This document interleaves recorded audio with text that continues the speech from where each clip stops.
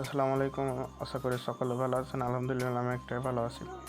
আজকের ভিডিওটি মূলত হচ্ছে যে আমাদের একটি নতুন অ্যাপস নিয়ে, ঠিক আছে। তো প্রথমে আমরা অ্যাপসটি ওপেন করে নিই। অ্যাপসটি ওপেন করলে ডিসপ্লে স্ক্রিন দেখাবে, তারপরে এরকম লগইন পেজে নিয়ে আসবে, ঠিক আছে। লগইন পেজে তো আমরা প্রথমে যদি একটা অ্যাকাউন্ট খুলতে যাই, সেক্ষেত্রে এটা কিন্তু আমাদের সম্পূর্ণ নতুন একটি ডিজাইন অ্যাপস, ঠিক আছে। তো এখানে ক্রিয়েট এ নিউ অ্যাকাউন্টে দিলাম, এখানে নেম দিলাম টেস্ট, এখানে ইমেইল দিলাম test@gmail.com, ঠিক আছে। তারপর হচ্ছে এখানে নাম্বারটি দিলাম, ধরেন আমি একটা ডেমো নাম্বার দিলাম, এখানে আমি একটা ডেমো নাম্বার দিলাম, ঠিক আছে। পিনকোড দিলাম এখানে 1122 এবং পাসওয়ার্ড দিলাম 112233, ঠিক আছে, 112233। এখানে সব কিছু দেওয়ার পরে ক্রিয়েট অ্যাকাউন্টে যদি আমি ক্লিক করি, সেক্ষেত্রে কিন্তু আমাদের অ্যাকাউন্টটি ক্রিয়েট হয়ে যাবে, রেজিস্ট্রেশন সাকসেসফুল, ঠিক আছে। তারপর এখানে আমি নাম্বারটি দিব,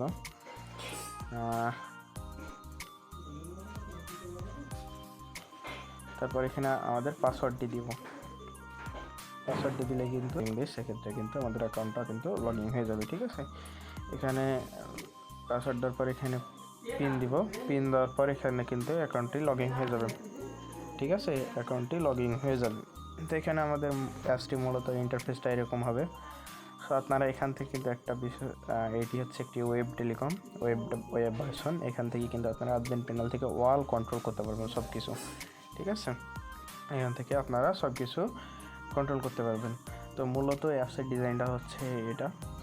তো আমি যদি এখানে অ্যাড মানিতে প্রথমেই আমি দেখা যায় প্রোফাইল।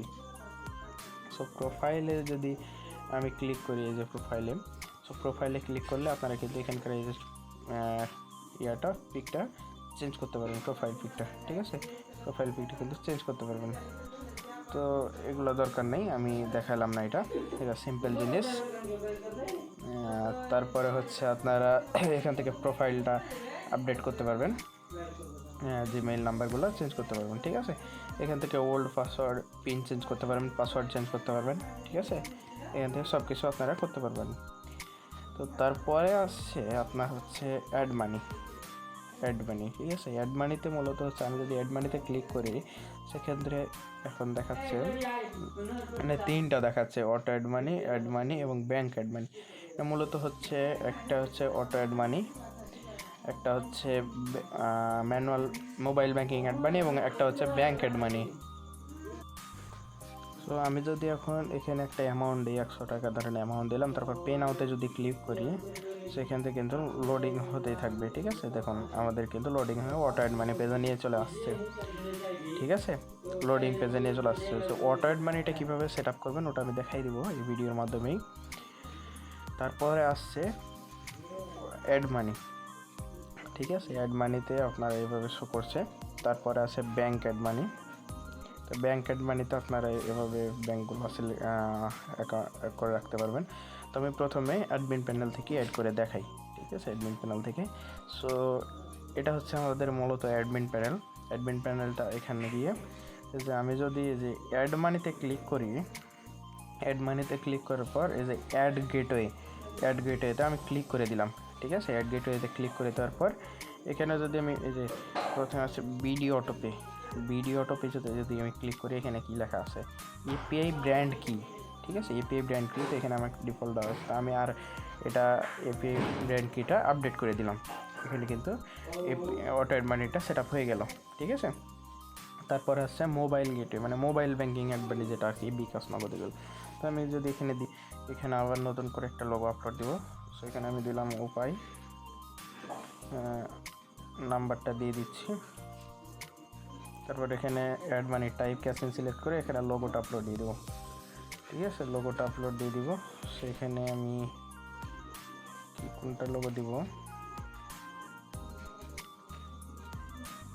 আমি ইমেজে গিয়ে পিক্সেল ল্যাবে গিয়ে আমি একটা আশিক টেলিকম এটা আমি দিয়ে অ্যাডে ক্লিক করে দিলাম। অ্যাডে ক্লিক করার সাথে সাথে কিন্তু আমাদের এটাই অ্যাড হয়ে যাবে। এই যে দেখুন উপায় কিন্তু অ্যাড হয়ে গেছে, ঠিক আছে।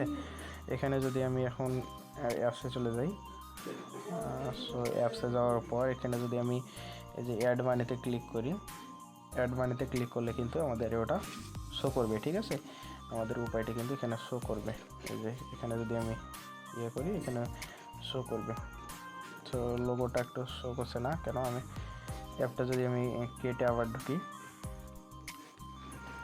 অ্যাপটা আমি কেটে আবার ঢুকছি, এবার ইনশাল্লাহ শো করবে। ঠিক আছে, আমার নেট একটু স্লো এর জন্য প্রবলেম হচ্ছে। সো আমি এখানে লগ ইন করে নিই। লগ ইন করে নেওয়ার পর অ্যাড মানিতে ক্লিক করে দিব। অ্যাড মানিতে ক্লিক করে আবার অ্যাড মানিতে ক্লিক করে দিব। দেখুন এবার কিন্তু শো করছে এই যে উপায়। ঠিক আছে, সো সেমভাবে আপনারা ব্যাঙ্কটাও অ্যাড করে নিতে পারবেন। এখান থেকে গিয়ে অ্যাড গেটওয়েতে ক্লিক করে দিবেন, তারপরে এই যে ব্যাঙ্ক গেটওয়ে, ঠিক আছে, এই যে ব্যাঙ্ক নেম, সেখানে দিলাম পূবালী ব্যাঙ্ক, আমি দিলাম তারপর 1 2 এখানে আইবিএন নাম্বার, তারপর হচ্ছে ব্রাঞ্চ নেম আপনারা আমি ঢাকা দিলাম, তারপর কান্ট্রি নেম বাংলাদেশ দিলাম। ঠিক আছে, তারপর চুজ লোগোতে গিয়ে একটা লোগো আপলোড দিয়ে দিব। সরি, এখানে আমি লোগোটা অন্য লোগো আপলোড দিই। এখানে আসিক টেলিকম এটা দিয়ে আমি অ্যাড করে দিলাম। আমি যদি এখন অ্যাপসে যাই, অ্যাপসে গিয়ে যদি আমি ব্যাঙ্ক অ্যাড মানিতে ক্লিক করি, সেক্ষেত্রে কিন্তু আমাদের পূবালী ব্যাঙ্ক এই যে কিন্তু অ্যাড হয়ে গেছে। ঠিক আছে, অ্যাড হয়ে গেছে। এখানে কিন্তু এখান থেকে আপনার এই যে ব্যাঙ্ক হোল্ডার নেম, আপনারা টাকা পাঠানোর পর অ্যাকাউন্ট নাম্বার, অ্যামাউন্ট, এখান থেকে আপনারা স্ক্রিনশটটাও কিন্তু আপলোড দিতে পারবেন। ঠিক আছে, এই স্ক্রিনশটটাও কিন্তু আপলোড দিতে পারবেন। সো আমি একটা যে কোনো আর কি স্ক্রিনশট আপলোড দিয়ে দেবো, এভাবে আপলোড দিতে পারবেন। ঠিক আছে, এখানেও সেম আপনারা এখানেও সেমভাবে অ্যাড মানি করতে পারবেন।